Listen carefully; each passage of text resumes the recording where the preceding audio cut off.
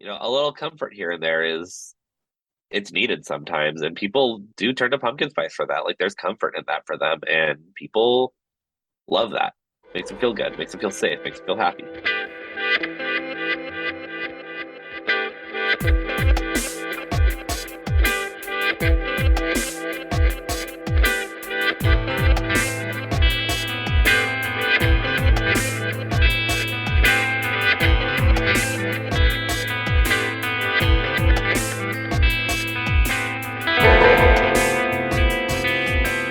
Kayla. Hey, Chris.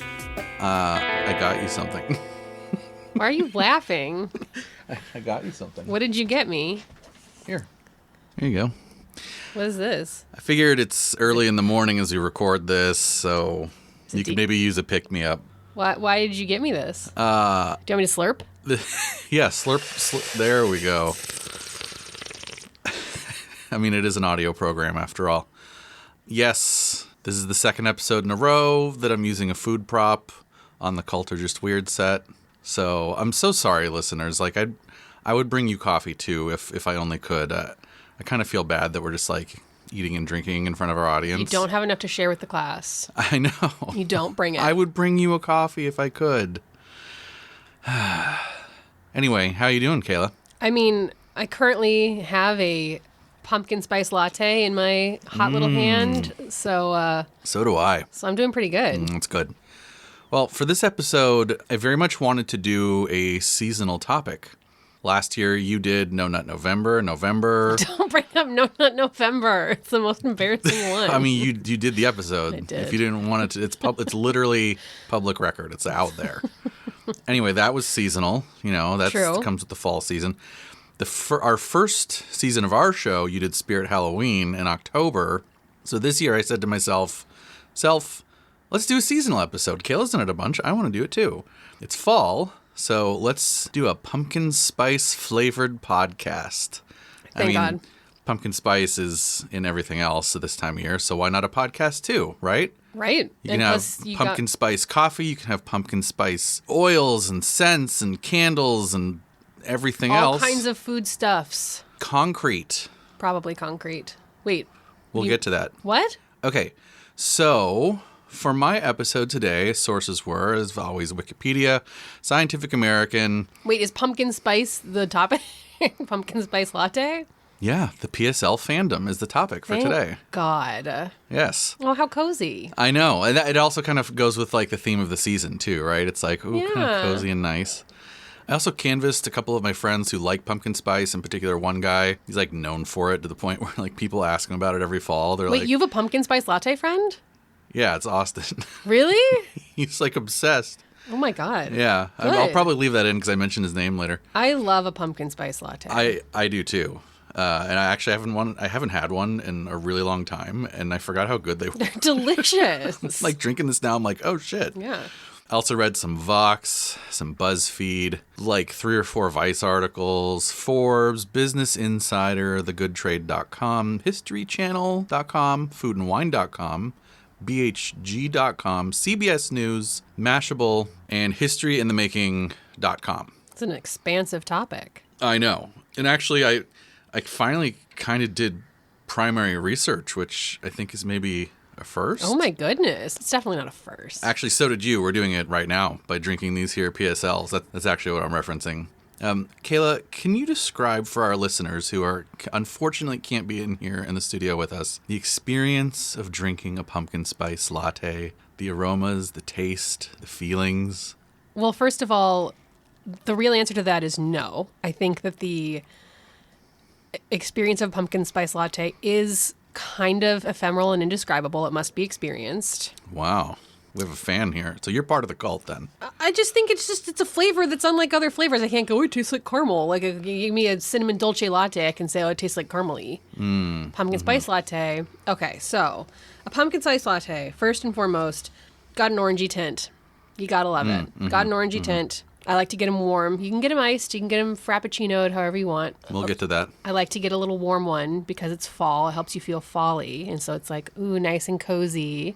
Yeah, I saw a tweet that was like, I don't fucking care how hot it is outside. I'm getting my hot pumpkin spice. Yes. Makes you feel something. And so the flavor of a pumpkin spice latte, I don't want to step on your toes, but contrary to some people's belief, it's not the flavor of pumpkin. Oh, well, we'll get to that too. It is at least the flavor that I'm chasing is the flavor specifically of pumpkin spice. Mm-hmm. So that is going to evoke something like the flavor of a pumpkin pie. What are the flavoring agents that go into a pumpkin pie? So you're going to hit cinnamon. That's definitely the big one, I think, is like cinnamon. It's sweet. Maybe there's probably like clove in there. There's probably This is like a sommelier, like PSL sommelier. I just don't know what the flavors are. This is a 1973 vintage pumpkin from the south of France. There's probably allspice. One time I did make my own pumpkin spice hot chocolate mix. Wow, that is so basic. Yeah, it was great. So once upon a time I did know. Basic is a compliment here on Culture Just Weird. I will take it as such. I did once upon a time know the individual flavor components. That information has long since left my brain. But if you want to sit down and drink a pumpkin spice latte, you're in for a smooth, warm, creamy, spicy experience that is just evokes fall, evokes Halloween, evokes Thanksgiving, evokes the leaves falling off the trees, evokes jack-o'-lanterns and girls in big scarves, even though it's only 71 outside, and flannel. Yeah, I think that's the episode, the end. Like good. That's great foreshadowing, and actually the part about the spices is foreshadowing for right now, because I do want to talk about pumpkin spice is actually just the spices associated with pumpkin pie filling, which we'll get more to the pumpkin pie bit. But it doesn't actually involve pumpkin flavoring, as you mentioned. Then why is it orange? Well, I think the orange is like artificial, like coloring components. But I actually just fibbed with you. But let me get to that in like 1 second. Okay. I just want to say that like there's a whole pumpkin spice backlash, and they really key on this fact a lot. Like, oh, it's not even pumpkin flavored. Yeah, it's not supposed to be pumpkin flavored. It's not pumpkin flavored. It's pumpkin spice flavored. It's supposed to be pumpkin spice flavored. I have to really, I will say this up front. I'm going to be doing a lot of deep breathing and coping in this episode because I have a lot of rage towards the backlash against pumpkin spice. Oh, we'll get to that too, baby. And I just don't want to. You can have some catharsis here on the show. I don't want to be screaming into the ears of our listeners. No, you do want to be screaming. That's what they're here for. That's why we get paid the big bucks. I don't want to damage any eardrums. So the part I said where I was fibbing, actually, as of 2015, at least the OG Starbucks PSL does contain natural pumpkin flavoring. Ooh. So take that, haters. Oh my God, so it's healthy for you too. That's right. It's got fiber. It's got phytonutrients. I don't know about fiber, but it definitely has natural pumpkin flavoring now. But typically, pumpkin spice actually, like you said, just refers to the spice. Or rather, the spices. Now, there are a bunch of different blends of this stuff, actually. Depending on where you look, there's many blends of pumpkin spice as cooks who make it, but there are some core ingredients. Nutmeg is the first and definitely foremost. That's what I was forgetting. Mm-hmm. I've seen a lot of pumpkin spice blends by now, but I have yet to see one that doesn't include nutmeg. It's like the only one that is in every single recipe that I see. Then there's cinnamon.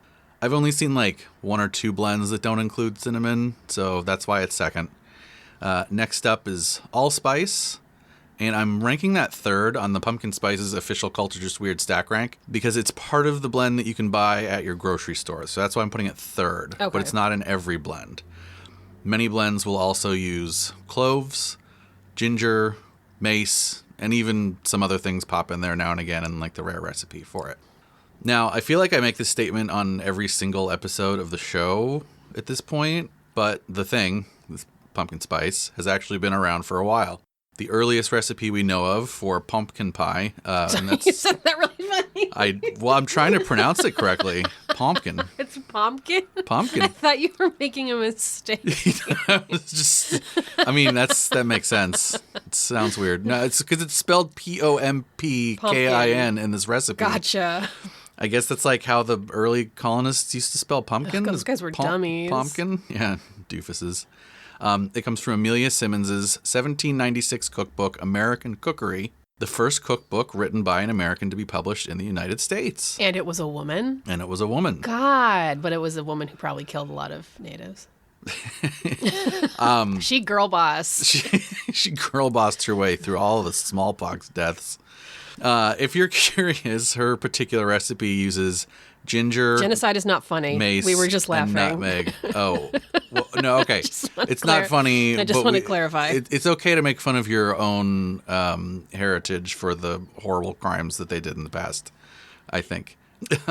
So her particular recipe uses ginger, mace, and nutmeg. So that's like one of the few recipes I saw actually that didn't include cinnamon, but it still has nutmeg. Interesting. I wonder if cinnamon was like not as widely used at the time or like not widely gettable or something. It's tough to say because, again, there's like sort of like core ingredients and then like other things sort of like come in and out. Mm-hmm. So if you want to date pumpkin spice, it kind of depends on which version of it you want, but I want the hottest version if I want to date it. No, date as in the year, Kayla. God, go to horny jail. All right.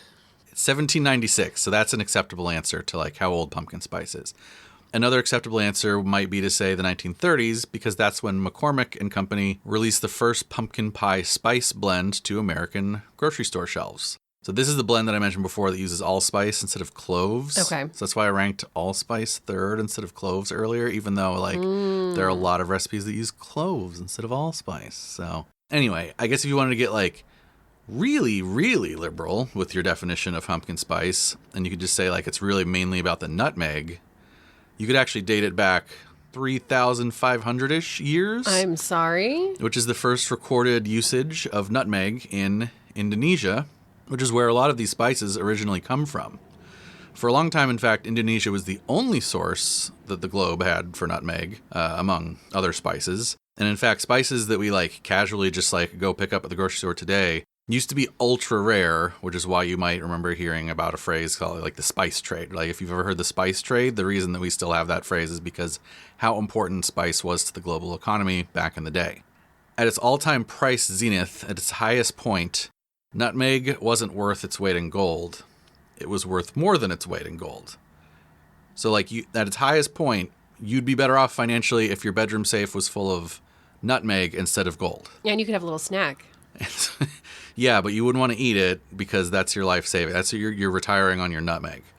And this was all because of its rarity, right? Like it was only grown in Indonesia, which then its rarity, of course, made it a luxury item, which made it desirable to rich people, which only increased its value even more. And this is also, by the way, what prompted Christopher Columbus's expedition was to find a better way to access the spice trade on that Indonesia side of the world. By the time spices reached Europe, they'd typically pass through many hands on an overland route from Asia, which made the rare commodity only more expensive. So Columbus figured if he could find a route over the ocean rather than the land, well, then you could skip all those middlemen from Spain to Indonesia and you'd make a killing. Now, this isn't an episode about colonization. It kind of is a little bit, but we'll get to that. It's about spices, and then... But it's about spices, which means it's like implicitly about colonization. I mean, this is why it's so offensive to not season your food. Right. Honestly. You better fucking season your food because people died for it, literally. So I'll stop here about like the Columbus stuff. But yeah, you can blame the spice trade for spurring the age of exploration for all of its good and ill. Okay, so nutmeg is very old. Probably by itself, we're not going to count that, though, as pumpkin spice. The first pumpkin pie recipe is 1796, and the first pumpkin pie spice blend hits the stores in America in the 1930s. But the current pumpkin spice craze that we're all living in, where this time of year it gets into basically everything like a glitter bomb, well, you can thank Starbucks and a guy named Peter Dukes for that. Oh, wow. We're doing Starbucks again. Because in 2003, the beloved and or hated PSL was born. By the way, this guy's title, Peter Dukes at Starbucks at this time, was Director of Espresso. That was his title. You know what? How cool is that title? I got a lot of hate for the like current tech bro ilk of like job titles. Yeah, like director of like human friends or whatever. Director of cool time. Director of vibes. That's chief vibe officer. Chief vibe officer. But what is his director of espresso? Director of espresso. That's I'm into that one. Chief espresso. That would have been good too. Espresso chief. Espresso czar. That's what I would have demanded. Anyway, so in 2003, actually it was probably 2002, because I'm talking about the development now of pumpkin spice. Basically, Starbucks was like, hey, we have peppermint mochas. They're doing really well.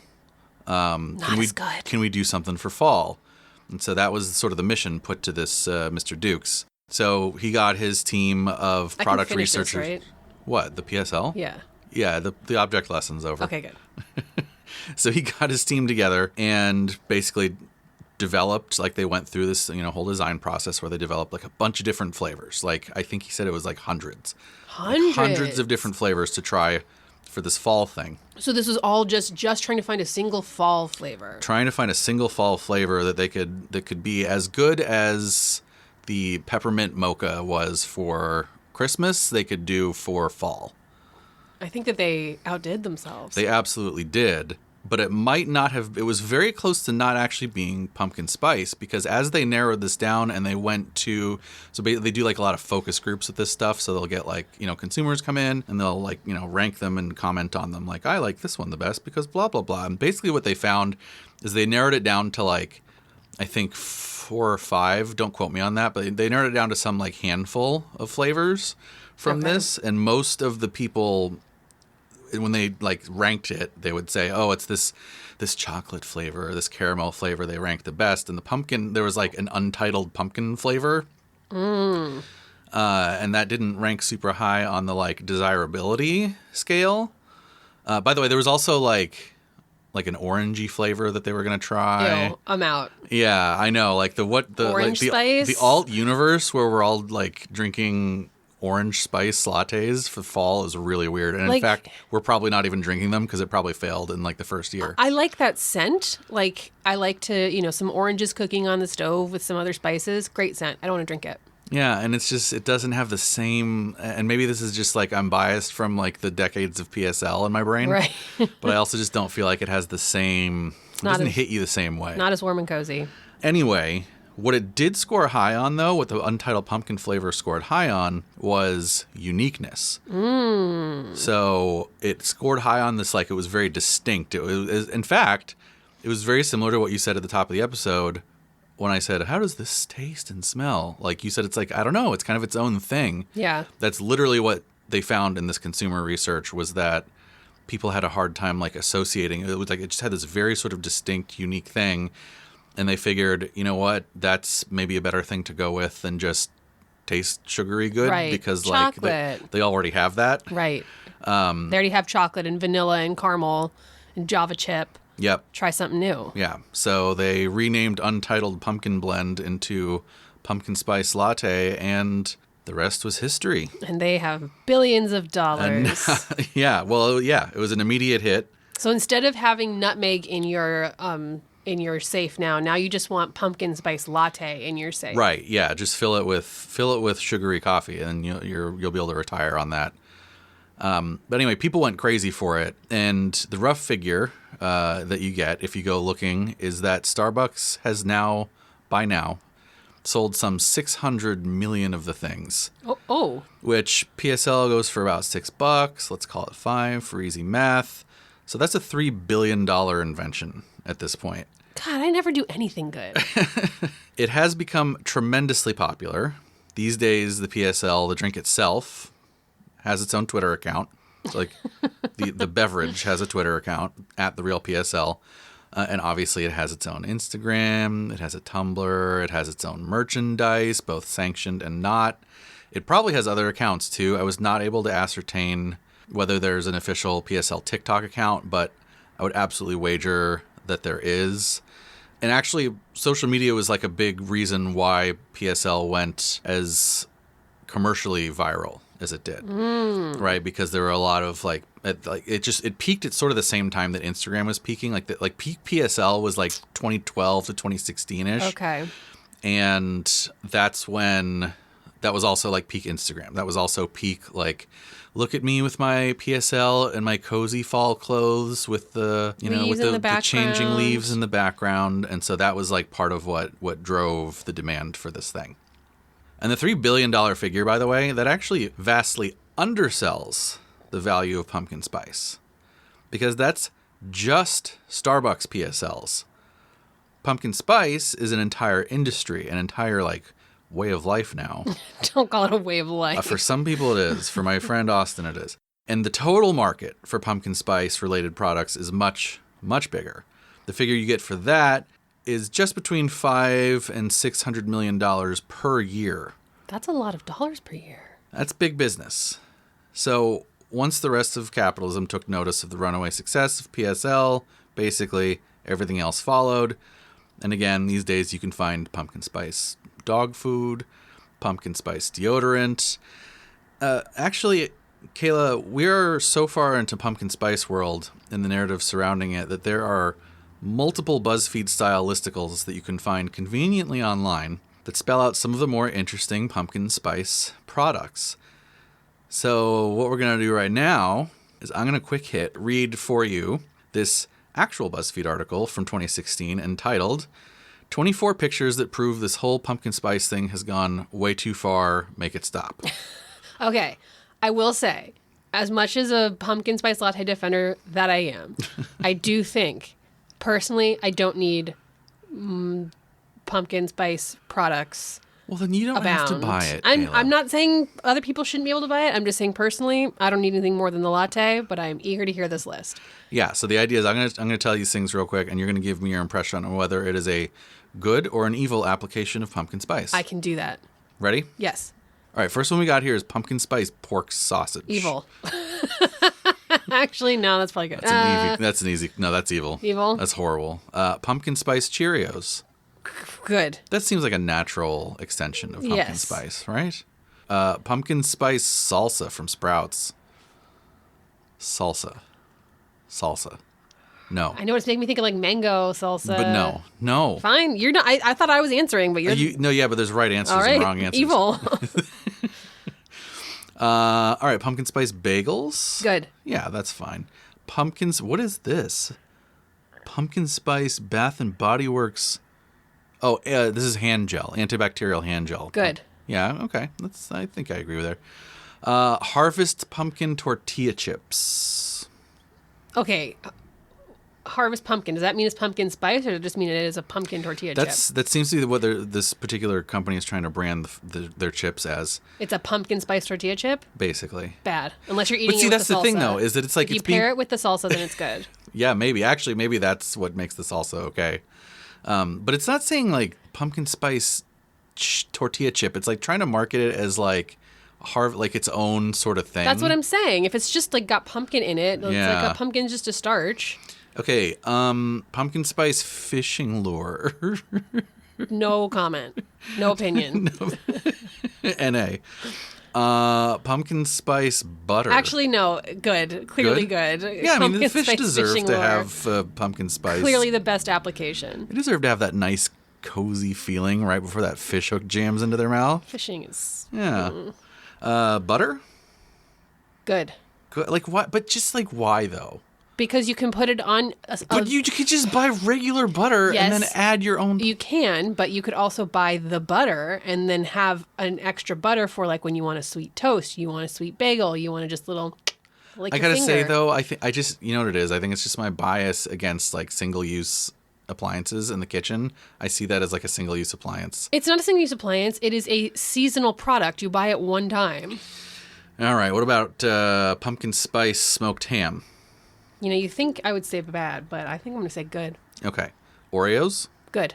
That's definitely good. Pumpkin spiced salmon. Bad. Very bad. Not good. Fresh goat cheese pumpkin spice. Good.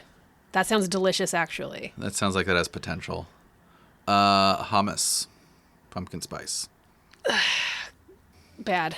I'm personally not feeling it, but I would probably need somebody like Middle Eastern to weigh in on that. Yeah. All right. What about pumpkin spice gum? I thought you said gun, and I was like, gun. Well, we're in America. They almost certainly have that. Good.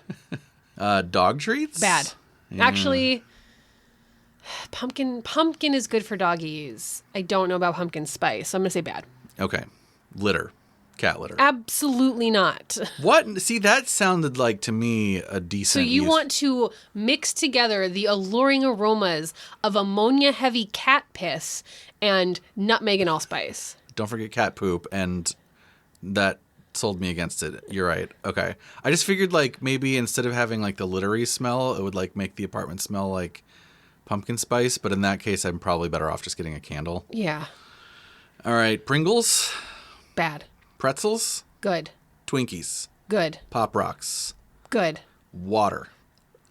I don't know how to feel. Pasta sauce. Good. Pop-Tarts. Good. I think Pop-Tarts is like kind of an obvious one. Yeah. Wait, did you say good to pasta sauce, you weirdo? Yeah, you moved right past Get the that fuck one. out of here.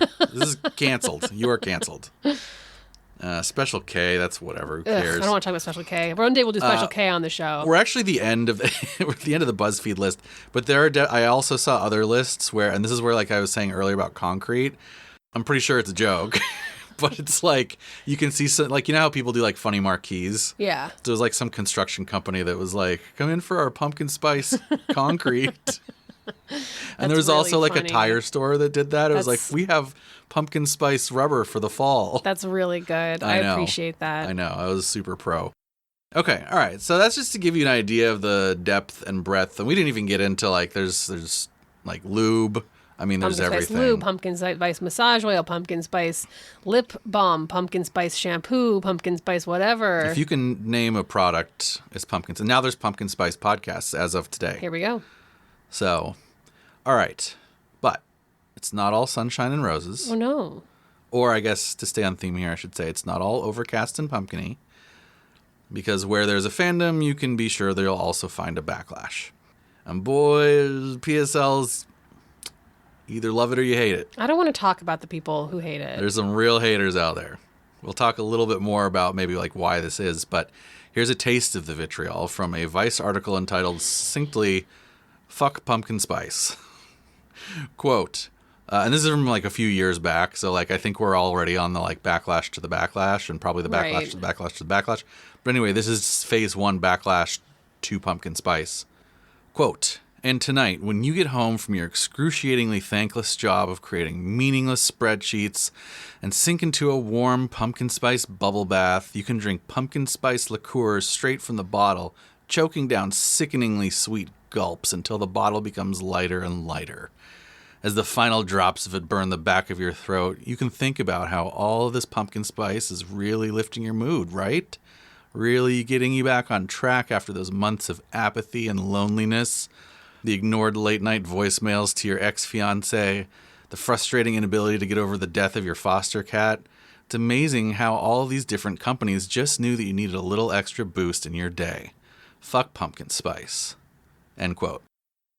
That That sounded like a very specific experience. just very harsh and That- very targeted. That wasn't, like, that is not an experience I can relate to in any way. And I know. I think that maybe this writer is maybe extrapolating from their own personal experience a little bit too much. Yeah, like, please show me on the doll where PSL touched you, my dude. Like, I also just, like, why do you care so much about what other people are doing? I don't know. If but- you don't like it, don't eat it. Yeah, and the whole article is kind of like that. And this is... And also, like, how dare you?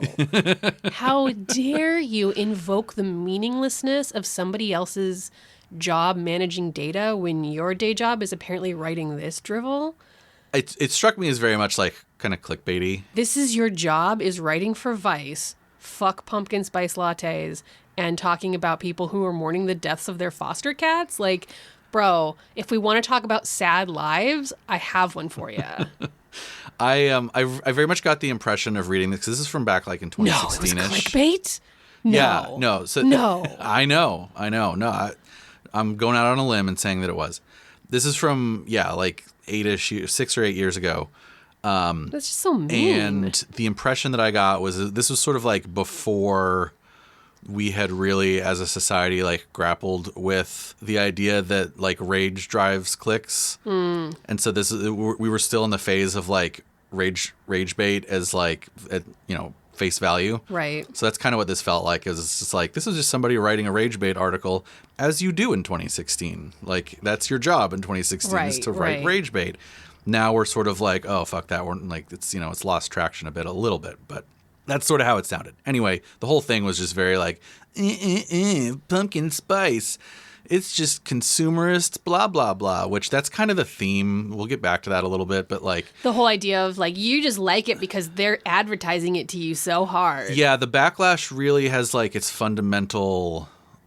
the fundamental pillars of the backlash really revolve behind sort of like a misogynistic, like, you know, things that girls like are bad, things that boys like are fine. Right. And also revolves around the sort of like the consumerist. And in fact, I would say that the second one is probably, in my mind, is bigger because it's like, I don't know, I've seen articles, I'll get to this too, but like, you know, it's about the decline of American like society because it's, you know, again, you have this like consumerist decadence type thing associated with it. I would say that is inextricably intertwined with the misogyny. And granted, I haven't done the research that you have, but from my layperson's experience, those two are so intertwined that I don't know if you can say one is bigger than the other. Sure, yeah, they're definitely related. You can take the it's the decline of Western society because of consumerism tack, but if this is what you're latching onto, that's because of misogyny. Because there's a million other things we can talk about that indicate the consumerist decline, the fall of Rome, but we're picking this one that is highly associated with female consumerism. Yeah. So. I also got a big impression, I want to say, from this article as well, of like, and this is like where, you know, me thinking about Cult are Just Weird while doing this research comes into play. But like I got a whiff of, oh, you're brainwashed. Like, you know, like you don't actually like pumpkin spice. You're just brainwashed by, you know, the pumpkin spice industrial complex to think that this, you know, consumerist blah, blah, blah, blah thing is something that you like when actually you don't even really like it. Like there's this like taking of agency the same way that people do with cults. Yeah, it's so weird because it's like, have you tasted it? It's sugar. Yeah. It's sweet. Well, one of the other articles... People oftentimes like things that are sweet and sugary and have, entire empires were built and raised for spice. This thing is full of spice. Come on, my guy. Yeah, one of the other articles I read was titled Pumpkin Spice Latte. Whatever happened to simple drinks like my triple foam half-calf chocolate Gina? So anyway, I got that sort of like interesting culty vibe, culty smell coming off of this. Actually, like more like the anti-cult stuff that is itself culty. The cult, yeah. Right, where it's like nobody has any agency if it's something that I disagree with. Yeah. And there's actually like a Vice response article to this article that's basically like, fuck you, I like pumpkin spice. So like that actually does come up. It's like, yeah, no, I'm not just a mindless like consumer automaton. Right. Like I do actually have some choices in my life. I bet you can draw a direct pipeline from the anti-pumpkin spice hate movement to the current movement of calling people, real life people that you don't agree with out in the world, NPCs. There's probably. There is similarities there. There is a bedrock laid for this movement of like, I'm going to call you an NPC because you only believe the woke thoughts that are being sold to you by the mainstream media, right. Twitter blue hairs. Right. Anybody you're that's an NPC, not me, you're not a real person. Doesn't have a real brain. They're you're just brainwashed. An NPC. Yeah, exactly. I also, among the backlash article I read this is another Mashable article about how pumpkin spice represents, I mentioned this before, the decline of the American empire. Because, you know, the whole like we've become frivolous and decadent and pumpkin spice is the canary in that decadence coal mine thing. Yeah, I'm sure pumpkin spice, not, the fact that like rich people have yachts that are so big that they can't even Kayla, like, it's use more the entire yacht. representative though. Not even the fact that like Jeff Bezos is flying off into space. It's the $5 pumpkin spice latte a white girl gets once a goddamn year. Maybe it's more about the symbolism. I think a yacht is a better symbol. I think this article, I couldn't quite tell, but I think it was like at least half tongue-in-cheek, maybe. I might be giving too much credit. It's hard to tell. But on the other hand, it was written by a British person, so they then I'm out. do know a thing or two about collapse of empire, so maybe we should listen. I don't know. So, pumpkin spice is a $600 million a year industry. I can't believe I'm defending pumpkin spice here. I know. This is a big business. in defense of... Right, Right, we were attacking Starbucks, and now we're defending them. We're all over the place. Big industry inspires rabid fans and equally rabid backlash. So what's going on here? What is the power behind the pumpkin? Tell me. First of all, let's talk about pumpkin itself, the squash, like the fruit thingy. How did it find itself to our Thanksgiving dinner table, but like not much else really? That story, like the pumpkin itself, is very American. You see, the early colonists here, the early North American European settlements were poor agrarian communities. They didn't have the resources to feed themselves like proper Europeans with expensive grains and meats, but a really cheap crop that already existed over here in North America, cheap because of like how prolific it grows compared to how much you put into it effort-wise, was the pumpkin. As you can probably guess, indigenous people had been utilizing pumpkin already for centuries. They typically would have been using it in things like soups and savory dishes, not pies. And this was actually true for the colonists as well, more like a staple, like like a savory staple, far from a holiday treat. And again, mostly for survival. But those pesky Europeans and their influence, and to be honest, also like the elites over here, once we started having enough population and wealth and infrastructure to support an elite crust of society, they kind of looked down upon the humble pumpkin precisely because of its cheapness. Always happens. Pumpkins were for the poor, as you see. Those backward, weirdo, poor farmers in America eat this North American food for the poors. So, as Americans grew wealthier over the decades and into the 1800s, pumpkin was something that sort of dropped off the menu more and more until basically nobody's eating it anymore because of this association. No, you're talking about like nobody in like Western European culture? Yeah. Okay. Yeah. Was it still utilized like by the indigenous people at the time? Yeah, I'm talking about like colonist / Okay. American culture. Yeah. So Americans stopped eating it until, yep, you probably guessed it, fetishization of poor rural lifestyle. I told you Always comes back around. I told you the story was very American. At some point, we urbanized just enough, and the farmer lifestyle was far enough in the rearview mirror of a large enough population of people that instead of sneering at poor farmers, they started glamorizing and fetishizing them, like an early sort of like cottagecore derelict kind of thing. And the pumpkin then made a bit of a comeback, but this time not as a food, rather as a symbol, as iconography associated with harvest, and as that, it stuck. So today, that's why we generally don't eat pumpkin, but we do have strong feelings about pumpkins and the fall, and when we finally do eat it, it is part of the ritual holiday celebrating the harvest, Thanksgiving. Now, the other big thing here is that we do have like deep sort of like cultural memories of the smell of spices, signifying the coming of autumn. And it's not just because of pumpkin pies either. Before we had refrigeration, fall is when all of the harvest from the year's crops would have been turned into something, it would have been needed to have been turned into something that would keep over the winter, so you don't like die of starvation. This is like jams and canning and stuff like that? Yeah, it's exactly that. Curing. And cooking for overwinter means spices. So the aroma of spice in the house has actually signaled the coming of fall for a long time. And all of this, I'm telling you, comes back to one thing. Pumpkin spice isn't really about the taste of pumpkin spice. It's about the way it makes you feel. And I think that comports with how it was developed too. We talked about this, right? It wasn't the tastiest or chocolatiest of drinks, but it was allegedly the most unique, which neatly translates into this thing makes people feel a certain way. Mm-hmm. And that is corroborated by the folks I talked to about PSL. My friend Austin, I mentioned a couple times, he said this exact thing. The taste is good, but it's more about that cozy feeling and the promise of autumn. Pro-PSL Vice articles that I mentioned also echo this sentiment. One article even tells that this is something that we've done a science on, actually. We did a science on it? We did a science on this.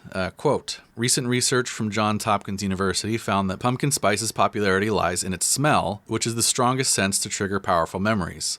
Catalina Maria Velez Argumedo, apologies if I butcher that name, a food engineer and researcher at the Cornell Food and Brand Lab. So I don't know if you knew this, but like Cornell is like a big hospitality school. They're like the number one hospitality I did not know that. Attributes the drink's success to two overarching factors, seasonality and nostalgia. The benefit of a seasonal offering is that you don't get the customer tired of the same product, but instead they're willing to have it within the next year, she told BuzzFeed.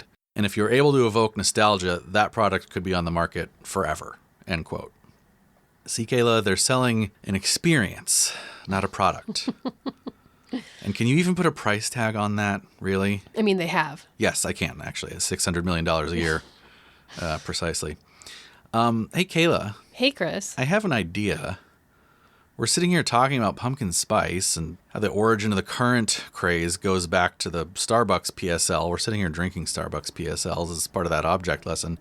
Do you know any friends of the show we could talk to about this that might be like experts on Starbucks products? I think that we had a couple people on to talk about this exact company. That's right. I figured, hey, like if I'm talking about pumpkin spice, we just had Tyler and Josie on to talk about Starbucks Workers United, and I'm doing something on pumpkin spice. How could I not reach out to them? So I did. Josie gave me some written responses, and I actually talked to Tyler for an interview. So here's what he had to say about his experiences with PSL fandom. You've been on the show recently, so maybe people know who you are, but if you want to maybe just reintroduce yourself. I feel like we just had you on, like it was like a month ago. It was pretty recent, yeah, and it was a really good time. I'm Tyler. I'm with Starbucks Workers United. I'm from the Lakewood store, and I'm one of the lead organizers in California. Great, and you're also a friend of the show. I mean, that's the main draw at this point. Hey, so I'll come back as much as you guys want me to. Yeah, absolutely. Well, I felt like I had a really good reason this time, is because this episode I'm talking about the quote unquote the cult of pumpkin spice latte, and I figured you, being a Starbucks partner, might have something to say on this. You'd be a good resource. So I guess let's brass tacks it. I mean, is it a cult or is it just weird? I feel like it treads the line of cult, but it might just be weird. And I'm having a hard time parsing my feelings on this one because, like we very much see a spike in business the moment pumpkin spice is introduced, and people go like ballistic over it. Like it is such a draw. I will see customers who only come in during pumpkin season, and Really? Yeah. And like to an extent, like it is like a personality trait for some people, like the fall weather aesthetic, like it is very much like a thing for people. And pumpkin spice lattes fit right into that. So like, is it a cult? Maybe it might be, and I'm not sure, but it definitely is like a cultural like touchstone for people who are obsessed with this aesthetic. And like people count down the days. I like for months in advance will have people come in and be like, when is it out? And I'm like, oh my God.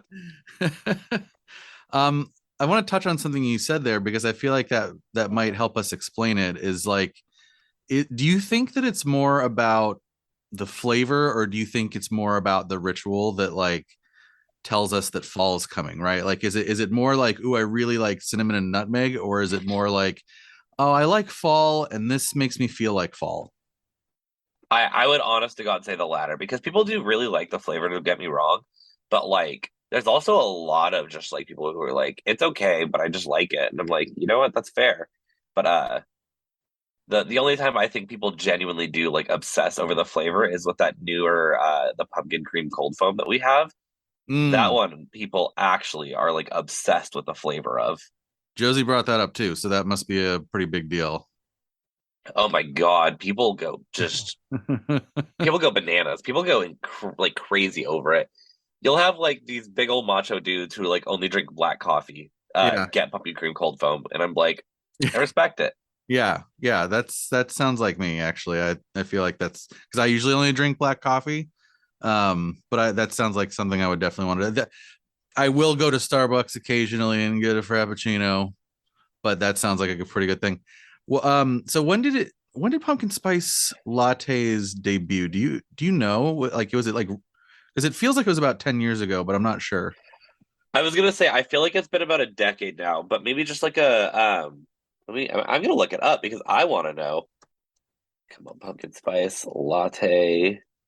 What's funny is that I'm going to record the episode with Kayla after, so by now in the interview I might have already said it on the show. Wow. So it's been about 20 years. No way. 2003. Holy shit. Really? Yeah. That's when I graduated. Yeah. That feels like forever ago.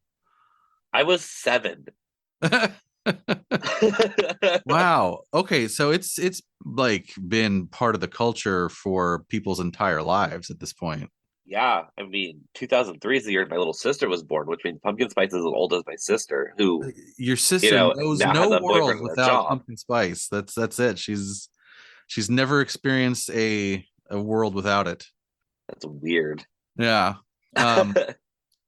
Why do you think that it has developed this sort of like cult fandom, like this obsession?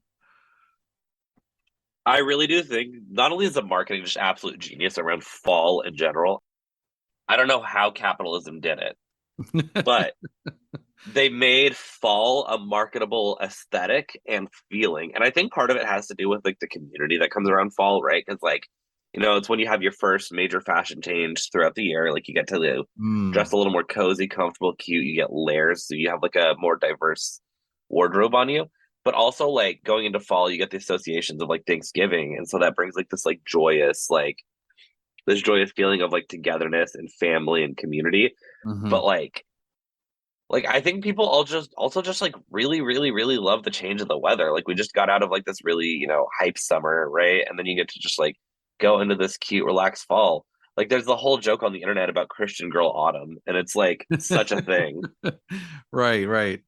Yeah, that makes sense. I agree with you. And yeah, our capitalist society does an extremely good job of taking absolutely everything and anything and turning it into a marketing device, including the essence of fall. It's like, it's like not even like a physical thing. It's like they've like taken this idea, this like platonic ideal of fall, and turned it into a marketing device. That's pretty wild. Yeah. I sit here and I think about it, and it's like, can I think of why, people are so obsessed with fall? No, like I can, pitch my ideas on it, but like I can also tell you that working at Starbucks for 6 years, you can tell when fall has started, even if you're not keeping track of the calendar yourself, because like the customer base changes. Pumpkin spice launch day at Starbucks is like huge every year. The massive uptick in sales, like people are waiting. Like people will, we do this thing called partner samples, right? So like people who work at Starbucks, we get to bust into a product a little bit early and have it. We get the delicacy of pumpkin a little bit earlier than everybody else.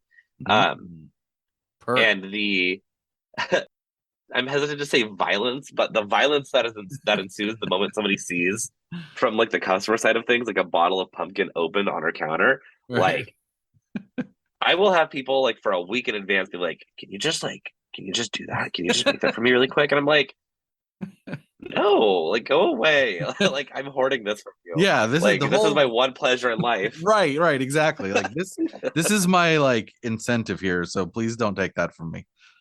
Yeah, like I get to sit here and lord this over you for like 1 week. Like, let me have this one thing, and in 1 week you can have your pumpkin spice. It'll be fine. But until then, go back to your vanilla lattes. You'll be fine. Do you have any like particularly crazy story that maybe sticks out to you? If there's like a particularly like wild customer story. I mean, I got a couple. Like pumpkin spice brings out the devil in people. I don't know like how. You know what? The more I talk about this, the more I'm like, yeah, it's a cult. But I literally had somebody reach over our sneeze guards is what they're called, like those big glass like barriers, and reach over, take a bottle of pumpkin, and fucking run. And I never saw that customer again. Okay. All right. That's just like mark. Like that is a bottle of just like sugar, and a couple of spices and a lot of food coloring, and they ripped that bottle off that counter. Probably available at the grocery store, I imagine. You can definitely buy imitations of it. Starbucks does a good job of keeping their stuff. Oh, so they have like a secret pumpkin spice formula, like Coca-Cola. Secret. Cool. I didn't know that. Is it like locked in a vault and everything, just like the Coke recipe supposedly is? I'm pretty sure it's actually like hidden in an alternate dimension that the board of directors has to come together, join hands, and say like a Gregorian chant to open. Right, the pumpkin spice dimension. Yeah. Yeah. I remember that Star Trek episode. Funnier is that I thought of Doctor Who once. Right. All right, so you had a smash and grab pumpkin spice customer. Yes. What you said you had a couple stories. I I remember, so the year pumpkin cream cold brew was introduced, it was probably like 2018 or something like that. Oh, those are good. Um, they are so good. Like, I'm not gonna lie, I'm a sucker for them too. Like, Oh yeah. but Yeah. but I remember the year it was introduced. That was the first year I had ever seen pumpkin spice run out early. Um, Really? Normally we have carryover straight through January, in my experience. Hmm. But that year we ran out before the end of December, and it was just kind of like such a weird thing to happen because like that had never happened when I worked at the company. I Wow. thought it was going to be like, a temporary shortage, it would be back, but then they formally announced that it wouldn't come back until the year after. And just like the aggression that we were met with over it because we were sold out and people didn't want us to be sold out. Like, Right. I don't think we even had it on Christmas that year. And like people Oh. were like, "Where's my pumpkin?" And I'm like, "I don't know. I don't know." Please don't hurt me. I literally had somebody like come into the lobby after getting out of my drive-through and accuse me of hiding a bottle in the back for just me. And I was like, "Girl, like even if I did, I would dump it out so that way I could have like the sweet vindication of like you not having it." But like, Oh man, I can't imagine though how frustrating that might be if you go and you're like, this is, it's been such a stressful holiday season, but I'm gonna get out. I'm gonna go through I'm gonna go through the drive-through and get my pumpkin spice. It's my one solace of the day in this crazy season, and then it's not there. That would feel pretty bad. yeah. Oh, 100%. No, I feel the sympathy to it, but also I'm just like, oops. Right. Wow, that's crazy that they ran out though. That's that hasn't happened since. Nah, it hasn't happened since. I think they understood next year that they had to ramp it up because like missed sales opportunities and what have you, and Starbucks hates losing any kind of money. Right. Yeah, I can imagine. Um, you mentioned a little bit as we were chatting that you are a fan as well. So you pro or anti pumpkin spice? It sounds like pro. I'm pro pumpkin cream cold brews. I don't really Ah, care okay. about pumpkin Okay. spice lattes that much. One of the weirdest things about pumpkin spice is like year over year, it's a little different. Mm, Um, there's not been 2 years where it was the same, and this year it's a little less spicy, a little more sweet, and I thought that was really, really weird. So I actually haven't even really had many pumpkin cream cold brews mm, this year. mm. Um, but I'm very pro pumpkin cream cold brew. That stuff is so good. Yeah, it's super good. I think that like one of the weird things to me about this whole situation is is that it seems to inspire like a big backlash. Like I've been reading some articles online where it's like I just read this one article that's like pumpkin spice means the decline of American empire or whatever. So what is it about pumpkin spice that you think generates this backlash of like hate? Oh, it's absolutely misogyny. Really? Pumpkin spice. Oh, 100%. Like, I mean, you think about it, it's like, oh, the decline of the American empire. Well, what always goes hand in hand with that? Like, the demasculization of culture or whatever. Right. Pumpkin spice rolls around and like women hit this new level of like awakening, like third eye open, like powerful. Um, and like everyone's getting pumpkin spice. And I don't even know like how or why, but like pumpkin spice is always associated. Even I mentioned it, like Christian Girl Autumn or whatever it is. Mm. Pumpkin spice has this inherent tie to femininity for some reason. I mean, Starbucks does a lot of the time, unless you're getting like a cold brew. But Yeah. I like feel the feminine vibe coming off of it. Yeah. right, it's got like just like culturally implanted in your mind, even if you don't realize it, that like pumpkin spice is for women, and it's like, well, no, like obviously because like how do you gender a syrup? But like, uh. We'll find a way. Yeah, right. If there's one thing this country can goddamn do, it's gender everything.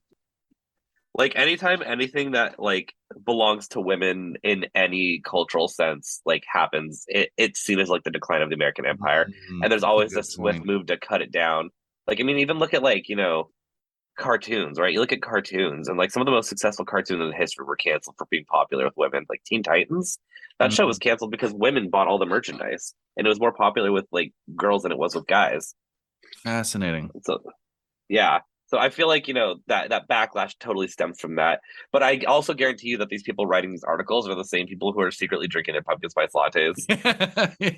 Oh yeah, I was thinking about that when I was reading one of them. This guy was just like hating all over it, and I was like, "You definitely either still partake or are like you used to be a huge fan, and now you've like converted or something, and now you're like, super." I don't know. I could just tell that he like harbored some personal vendetta.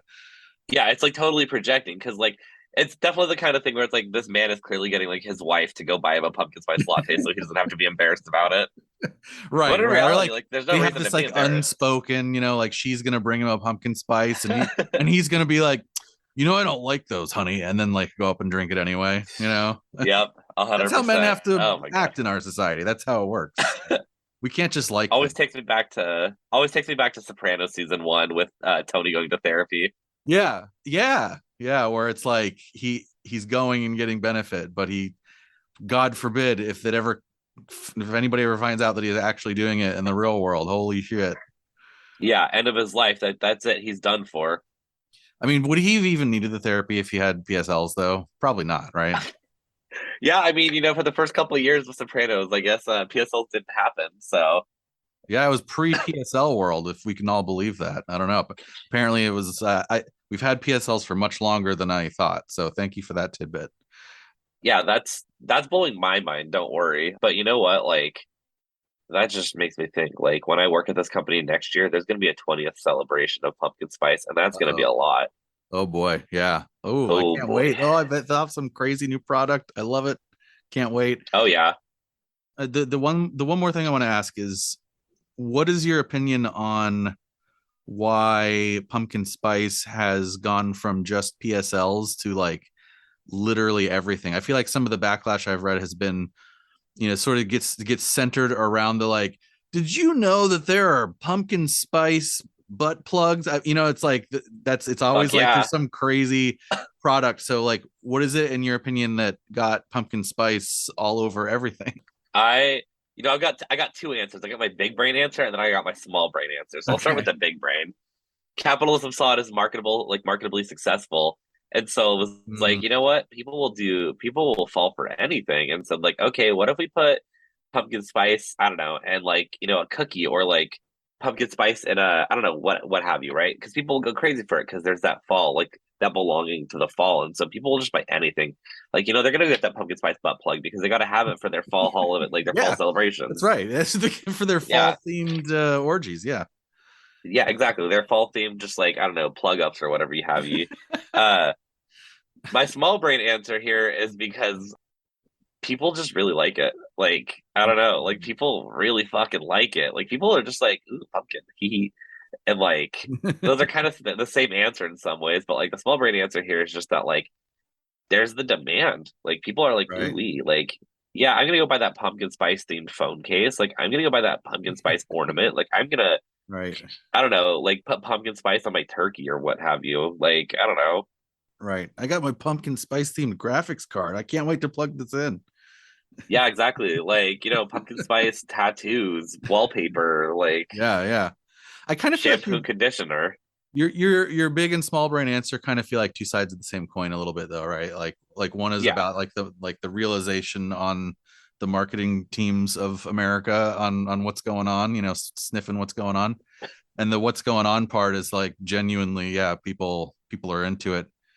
I did get and speaking to the backlash too, I got a little bit of an impression sometimes of the like, I get a vibe off of the backlash side of like, you don't actually like this, you're just basic, right? This like sort of removal of agency. Like that's one of the angles I think that almost makes the pumpkin spice backlash more of the cult, is because it removes that sense of like, you're not actually personally making a choice here. You're just falling for the blah blah blah, what have you. I mean, I think, there is, some truth to that, but I think the other side of it is that like, simple comforts, right? Like we are all, I mean, especially in the last couple of years. I mean, God, even in 2003, right? We're still coming out of like a huge, huge cultural trauma. And so there's like, small comfort things. Everyone has their small comfort things. Everyone needs their little small comforts. And even you mentioned it just like a minute ago, right? Talking about like, oh, I've just been having the worst day. I'm going to go and get this pumpkin spice latte and it'll make me feel a little bit better. And like, I definitely think some agency is lost when marketing does kind of like run the forefront of our culture in a lot of ways. Mm, But like, I also think that there is truth to the fact that like, even if it is basic, there is a level of comfort to it. And, especially coming out of just like year over year, just some new crazy like societal trauma. That's why Starbucks is so successful. I mean, damn, like I'll tell you what, working through the pandemic, like angling Starbucks as like a moment of comfort, like, oh my God, the impact it had on our business was unreal. Like, everyone else was losing money during the pandemic, and my store only grew in business. Like, it was insane. That's really interesting. I feel like I actually did that tracks with my own experience. I think I went to Starbucks more after the pandemic started than before. Yeah, no, 100%. Like, and it's not just you, it's like everybody. Like, at this point, I've watched people go from criticizing prices to just be like, you know what, I'll pay this goddamn price. I'll pay $9 a goddamn drink. I don't care anymore. Yeah, like, actually, I've noticed that too. I had like, because there used to be like, oh my God, it's how much for a coffee? And I haven't heard that in a while. Now it's just kind of like, you know what, this is fucking worth it. Yeah, and we'll have like 5 price raises a year, and people will just be like, yeah, give me my goddamn cup of sugar. Like, give it here. Right, yeah. A little comfort here and there it's needed sometimes, and people do turn to pumpkin spice for that. Like, there's comfort in that for them, and people love that. Makes them feel good, makes them feel safe, makes them feel happy. That's the quote I'm going to use at the top of the show right there. That's a good perspective. That's well said. The last question I would normally ask is, do you think it's a cult? But I led with that this time. So is there anything else that I didn't get to that you wanted to mention, or anything you wanted to add? Yeah, I got 2 things. Chestnut praline is objectively a better syrup, and I will die on this hill. It is the most underappreciated holiday era syrup that we have, and it is goddamn incredible. I haven't tried it. Now that's a tip. Now that's an actionable tip. Barista Insider right there. Chestnut praline will change your life. All right. In the way that people go crazy over pumpkin spice, I sit there biding time for chestnut praline, waiting for that bottle to ship. But is that like a Christmas time thing? Yeah, it's part of our like the holiday lineup that we do. I see. Okay. Where, of course, pumpkin gets pulled into that when we get to that point, but chestnut praline reigns supreme. And then also Stream Crash by Charlie XCX. My traditional, me and Josie's traditional must have in there. Yeah. Of course, that's why you're on the show, right? Is so you can plug your thing. Yeah, absolutely. Got to have my continuity too. Yeah, right. This will remind everybody who you are from a couple episodes ago too. So the amount of friends I had messaging me being like, you mentioned Charlie XCX in that podcast. I'm like, you're damn right I did. I'm literally wearing a Charlie XCX shirt right now. Oh, yeah, you are. Holy shit. All right. Well, that's why we're here, folks. Charlie XCX. Tyler, thank you so much for your time. I really appreciate for so much for your time. I really appreciate it. It was a fun conversation. It was very fun. Thank you for having me. I'm happy to be here. Okay, so that is the single most useful interview we've done, because I learned of chestnut praline. We've got action items. What are we doing recording? Let's get out of here. Go get the chestnut praline. Yeah, usually these interviews are like, let's pontificate about things. And this one's like, chestnut praline, put it on your checklist. When the holiday whatever stuff comes along for Starbucks. I don't know when that is. Actually, it's funny that now that I'm mentioning that, for PSLs, I don't think it's ever like, there's not like a certain date. Are you kidding? That's part of the like. No, there is. Yeah, but it's not like set every year. It's not? I don't think so. I just know people like, okay, maybe there's not a set date, but like the date that it's going to come out is a big deal. Like I know people that put that date on their calendar, that go get the pumpkin spice latte that day, that alert all of their friends that like pumpkin spice lattes are dropping on this day. Are you sure it's not like the first day of fall? Let me put it this way. It's like, I don't think so. I think what it's like is it's less like a holiday and more like a movie release. So it's not the same day every year, but it is like, it's like announced, and then people are like, oh shit, it's, August 30th. It was August 30th of 2022. Was it August 30th this year? It wasn't August 33rd? It was not August 33rd, unfortunately. My favorite day. That'd make a lot of people sad. Yeah.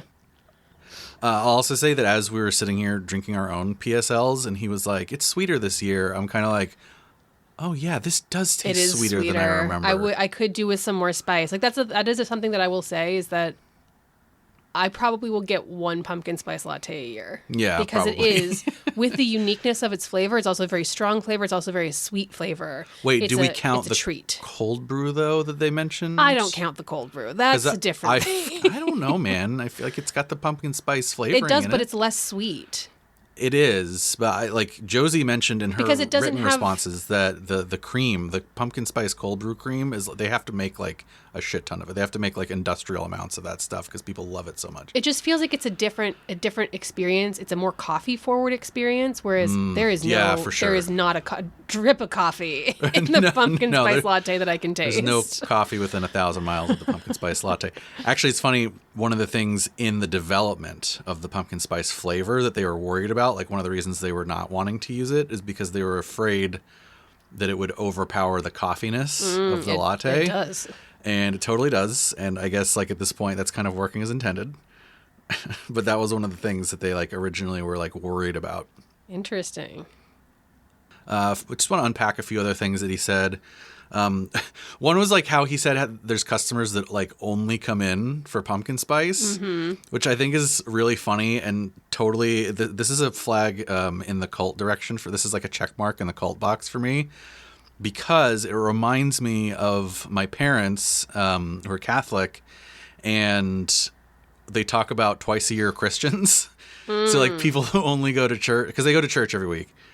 But like people that like they only see show up, on Easter and Christmas vigil, they're like, oh, there's the twice a year Christians that are going to fill up the parking lot. Right. And it just kind of reminds me of that. It's like, it's like twice a year or once a year latte drinkers. Right. So I kind of feel like that makes it more religion-y just because I drew this like random parallel in my head. What do you think? Yeah. I'm picking up what you're laying down. Yeah. We also talked a lot about the seasonality of it, right? Like how, I mean, we talked about this before even the interview, but I will say like, one of the theses was, it's not really about the flavor. It's more about the feeling. And like, as I was like sitting there drinking it, I'm like, actually, this is pretty good though. Yeah. Like this is pretty tasty. But he talked a lot about the season. One of the things about the PSL in that it like it's a harbinger for fall for people in warmer climates. It's actually like very powerful that way. Right. Because if you live in Southern California, for example, you don't see leaves change on the trees. It doesn't feel that much colder really. Right. Right. It doesn't really get that much more overcast.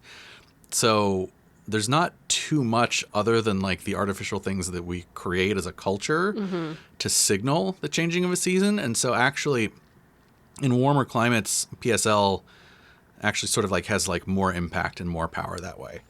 I also think, yes, that absolutely is why I'm going after pumpkin spice lattes, because I love fall and I do not live in a fall heavy climate. And I also think that there's something to, a lot of people, particularly a lot of people in the United States, probably a lot of white people, we don't really have the same like cultural markings of the passage of time and cultural markings of seasons changing. Simply for the fact that like we don't live in a settler society anymore where people are homesteading and like having to farm for themselves and then make pumpkin pies and preserve for the winter. We don't have clear touchstones to mark the passage of time in this way. And for a lot of us, the way that like culture or cultural touchstones have now manifest is through consumption. So the way that we mark the passage of time, the way that we mark like it's fall now is by buying the pumpkin spice latte. Right. Or visiting the pumpkin patch to buy a pumpkin. Just how they want it. Or, to visit the pumpkin patch to take a picture to put on Instagram and mark the passage of time that way. No hate to Instagram or going to the pumpkin patch for these reasons. I think that's part of why this stuff is so powerful. I'm not trying to denigrate that's something that is done. I'm just trying to say we as people historically, it is important for us to mark the passage of time, to acknowledge the changing of seasons. Yeah. We don't have a lot of ways to do that as people in the West. I don't know what other people do. This is a way to kind of reclaim some of that, for better or for worse. Yeah, and it goes back to kind of like one of the things that Tyler said up top about like, the marketing takeover of like this season of fall. I mean, that's kind of what you're talking about, right? Is like how do we have this feeling, how do we mark this passage of time? How do we get our brains in this space that we're comfortable with from like millions of years of evolution or whatever? Right. And, the marketing machine is like, oh yeah, well, you got to buy this thing. You got to buy this thing. Then you'll feel okay. But yeah, I think that also then like kind of, so we talked about the backlash, right? We talked about the misogyny of the backlash. And we also, how dare women be happy and enjoy something? I know. Terrible NPCs. And prior to the interview, we talked a little bit about the like related anti-consumerist aspect of the backlash, right? And I think that's where part of it comes from. Can I add one more thing to what the backlash is? Yeah. I also think part of the backlash is literally to the fact that it is a sweet beverage. And there is a lot of criticism in our society of consuming sweet beverages. Yeah, sugar is the devil. It's feminized, right. First of all, like we talked about. And yeah, it's like sugar is this symbol of weakness, of indulgence, of like it ties into a lot of those other things we were talking about. Decay. Some of the decay. misogyny towards this stuff will come from people who have that specific flavor of like, I'm on the paleo diet and I listen to Joe Rogan and I love Jordan Peterson and fuck a pumpkin spice latte because women drink it and it's got sugar in it. Like that, that feels tied together. I'm sorry, Jordan Peterson isn't paleo, Kayla. We've done this in the show before. Jordan Peterson is only meat, only False. beef. He's not a carnivore anymore. Oh, he's not a carnivore has quietly anymore. fallen away. Yeah, he kidding me. He doesn't stick to that diet anymore. That makes me want to cry. That he can't be a carnivore anymore. Anyway, excuse me. I think part of the backlash also is like this, is just like we're all sort of sick of consumerism, and then like the way that we get sick of it sort of manifests itself in different ways. Like some of us get sick of it and are like, let's vote for Bernie Sanders, and other people get sick of it and are like, I hate women in minorities. Fuck the people who are buying Starbucks rather than fuck Starbucks. Yeah, exactly. So that's kind of some of the vibe I got, especially for like, because it gets into so many things. It's like, it's kind of like you can't really avoid it either. You can't, like with Starbucks, it's like you don't have to go to Starbucks. But with pumpkin spice, it's like this time of year, you see it everywhere. Right. So I think it's just like present in people's minds. And like a lot of it has to do with taste and class anxiety. I wanted to read this quote from a BuzzFeed piece. So this is from a woman named Anne Helen Peterson, who is basically like an anthropological researcher. So she's talking about taste and like what is considered basic versus like what is considered like, cosmopolitan and worthy of taste or whatever. So she says, unique taste and the capacity to avoid the basic is a privilege of location, usually urban, of education, exposure to other cultures and locales, and of parentage, who would introduce and exalt other tastes.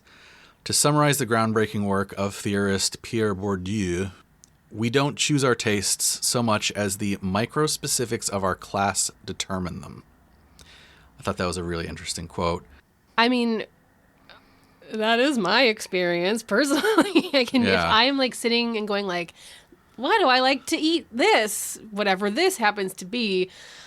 A lot of times, if I really zoom out and think about it, it's not just because it's tasty and I like it. There's a lot of other things going into it. Yeah. I don't just like ramen because ramen is delicious. There's a lot that has to do with my peer group and what ramen represented when I was growing up and what it represents now and what foodie culture is, quote unquote, and what Instagram foodie culture is and what is considered like what's specific to certain classes of LA itself. Like there's a lot that goes into the choices that we make and the things that we like. And that's not to say that it's wrong or that you don't like it just because it's been influenced. It's just we have been influenced and that's a reality. Right. It's acknowledging the influence, right? Like the real question isn't whether somebody else has agency over the choices. Right. The real question is whether I even do. Right. Right. It doesn't like make that's you kind an of what this automaton. calls into question Right. is like, I also like things for reasons, like we all like things for reasons. Me too, me included. I like spaghetti because like my mom cooked spaghetti when I was a kid, and I like XYZ thing because of like its associations with XYZ thing. Right. Like and that's certainly true of pumpkin spice, right? Like we like it because of these certain associations. And it's really interesting, this sort of like this claim about the microspecifics of our class determining our tastes. It's interesting vis-a-vis the story we just told about like pumpkin itself, right? How it's like pumpkin was a big staple in American diet because we were all of this like agrarian rural class. And then as that changed, we were like, oh, actually, we don't like pumpkin anymore. Right. As the class changed, we were like, no thanks. And then as it like changed back, then like like as the tastes like reversed again into like the, you know, cottage core, we should like pumpkin because, you know, bucolic nostalgia. Right. Then it's back in.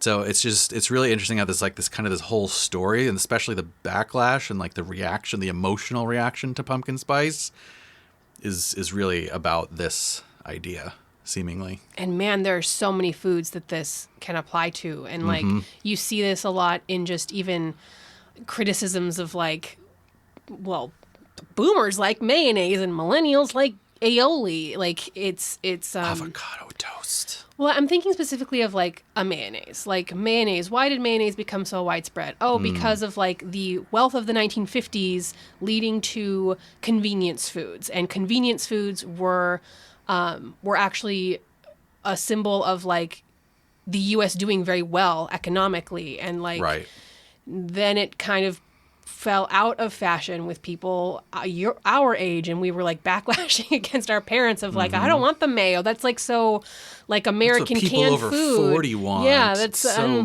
it's the basic PSL I want of something its time. authentic. I want aioli, and then like aioli got really big, and then you see like with the backlash to that, like chefs, you know, the Anthony Bourdains of the world and the chefs of that ilk are talking about like cooking with mayonnaise and how mayonnaise is a great ingredient. Yeah. Put mayonnaise on your grilled cheese sandwiches. What are you doing? So now like mayonnaise is kind of... It's like back, baby. Mayonnaise is cooler than aioli. Yeah. It actually is at this point. So there are a lot of micro influences or whatever that terminology was that goes into even something like whether mayonnaise is an acceptable dish to be eating. Right. It's like so much of our like... We think our taste is just what we think is tasty, but so much of it is like follows these trends of like of either like class, right? Like whether something is considered elite or poor or whatever always like fluctuates.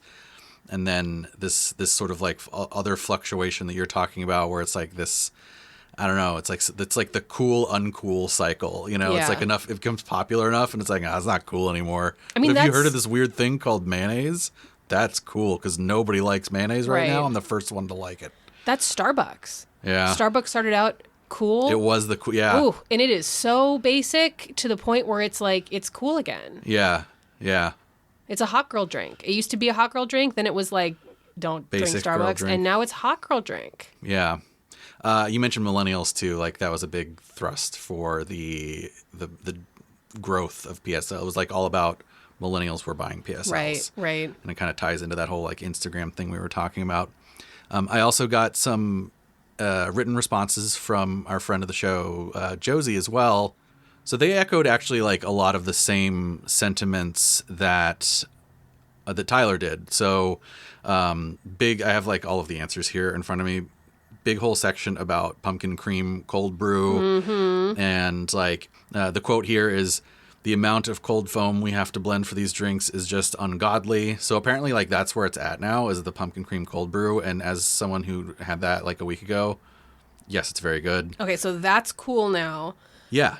So drink that and you'll be less basic than the hot girls drinking the pumpkin spice latte. But by the time you hear this, it won't be cool again. So just don't even try. The real thing is this, if you don't try to be cool, that's the only real way to be cool. True. We would know. I would know what cool is. Okay. Josie also mentions that like there are customers who do get super obsessed and will like pile the pumpkin spice onto every drink that doesn't really need it, in my opinion, is the quote.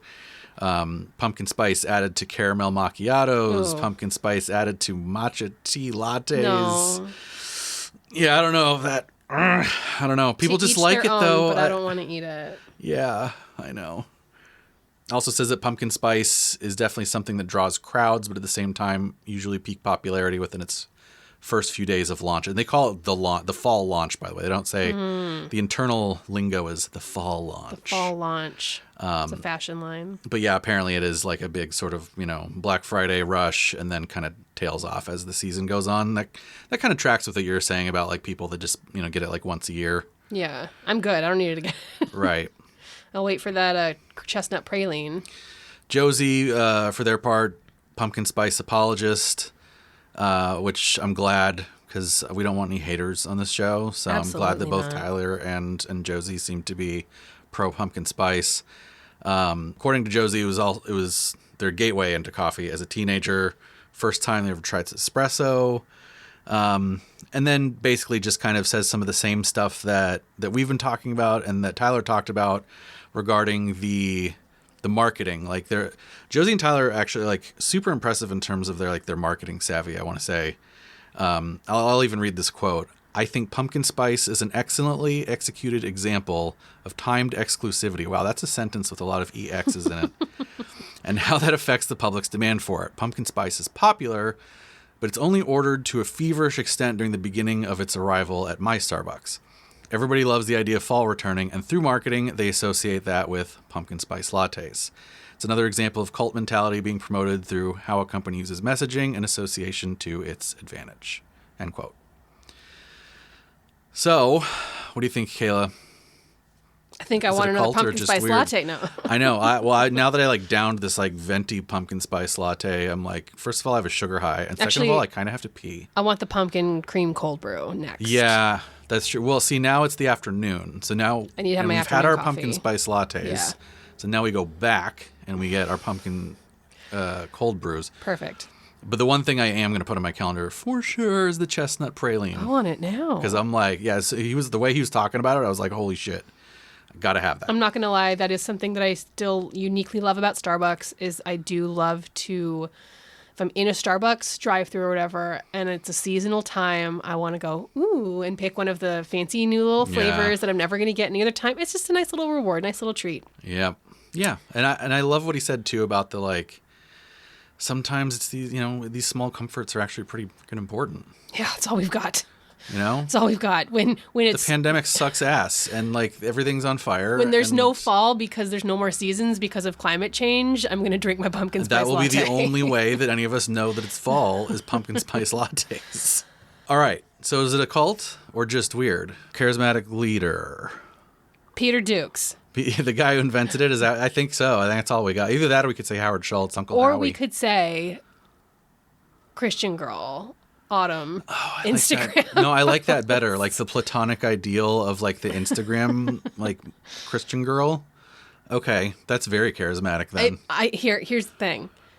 That's just oozing charisma, There Kayla. is nothing more basic than a girl with dyed blonde hair, curled to perfection, Scarf. 2016 makeup, big, huge scarf, sweater, skinny jeans, boots up to her knees, holding a pumpkin spice latte for an Instagram photo on a tree-lined street where all the leaves have changed and fallen to the ground. Oh, yeah. Give it to me, baby. Straight in my veins. I aspire to that when I am drinking my pumpkin spice latte. I will not lie. Okay. Charismatic high.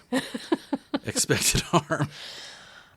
Low. Well, I do have to pee a lot right now. Oh, no. Because of this Oh, no. PSL. It helps make sure that your urinary tract system is working. Okay. All right. So low expected. Actually, yeah. I mean, we just talked about the comfort thing, right? This is negative. You might get yelled at Negative by harm. a man who loves bacon a lot.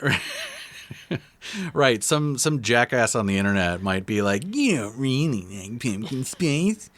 But if you're okay with some fucking neckbeard being a bitch, then I would say the expected harm is negative because it brings those small comforts. You might get a cavity.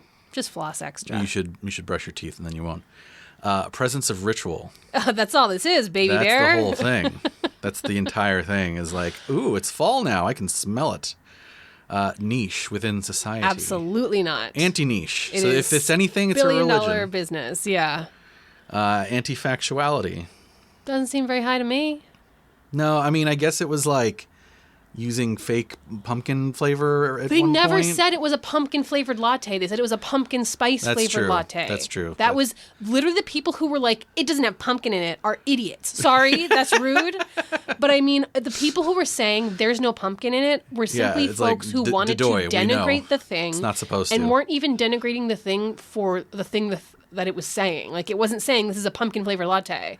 It's a pumpkin spice flavored latte. Right. If you're going, did you know it doesn't even have pumpkin in There's it? no You're pumpkin dumber than the flavor. person drinking it. There's no pumpkin flavor and the spice that you are putting into your pumpkin pie recipe. Come on, man. It's not a pumpkin pie latte. Get out of here. All right, I'm going to call it low on anti-factuality then. Life consumption, super high. That dude did a smash and grab. He can never go into that store again. No. I hope. And he could have just gone to the grocery store and gotten like pumpkin spice from. It probably was like $1. He needed it to feed his family. But to Tyler's point, though, like this, potential secret recipe, proprietary blend. So I guess if that's like what you really want, then what else can you do? Right. All right. High on consumption of life. Dogmatic beliefs. I wouldn't say high. I'm gonna say low, but here's the thing: like when we inevitably switcheroo this and say that the cult is the backlash, I'm gonna say it is high because the cult is like, anything that's pumpkin is wrong. Anything that has pumpkin in it is a sign of decline, of moral decay and decadence. Now give me my raw meat. Okay. Right. So low if we're talking PSL, high if we're talking backlash. Chain of victims. No. I don't know. I think I've gotten recruited into this thing. Are you a victim? How have you gotten recruited by? You got recruited by Starbucks, not by somebody else. At some point in college, my college girlfriend was like, "Hey, have you ever had a Frappuccino?" And I was like, "No." And then she gave me a Frappuccino, and now I love Frappuccinos. Ergo, You didn't I was do anything before recruited. you got to college. No, I didn't do anything. You didn't do No, anything. I was the most boring. I'm still boring, but I was even more boring as a child. I hadn't had a Frappuccino. Well, okay, but don't forget I'm old. So, like, me going into college was 1999. Starbucks hadn't even been... Like, Frappuccinos were, like, 2 years old at that point. Okay, you're oh, right, my God, you're I'm right. so old. I know. All right, so chain of victims, probably no. Safe or unsafe exit. I don't think it's safe to stop having PSLs. I think you get the jiggies. I think that the Christian girls will come after you with yeah. their floppy hats You'll be hand ostracized. to smack you upon your knuckles. All right, but again, here, let's reverse it. If you are in the hater camp and you drink a PSL, that doesn't sound safe. That sounds like people are going to be like, shame, shame, shame, and then you'll be ostracized. They're all drinking in secret. Right, then they're going to go home behind closed door. They're going to go to a bathroom in the airport, and they're going to suck down that pumpkin spice latte like there's no tomorrow because it's delicious, Kayla, and everybody fucking knows it. Yeah. All right. So, pumpkin spice fandom. Is it a cult or is it just weird? I think it's just weird.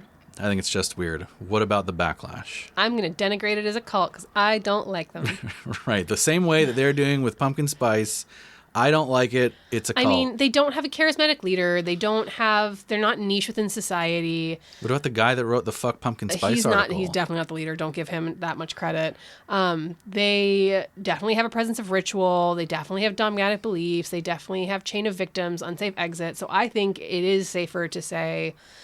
I think that you could say no, but I'm going to say yes. All right, so pumpkin spice, just weird. Haters of pumpkin spice, I'm sorry. You guys are in a cult. If you disagree, we're on Twitter at cultists&gt. Call your local deprogrammer. We can talk about it. Yeah, that's right. That's right. We can get you deprogrammed. You're just brainwashed. It's okay.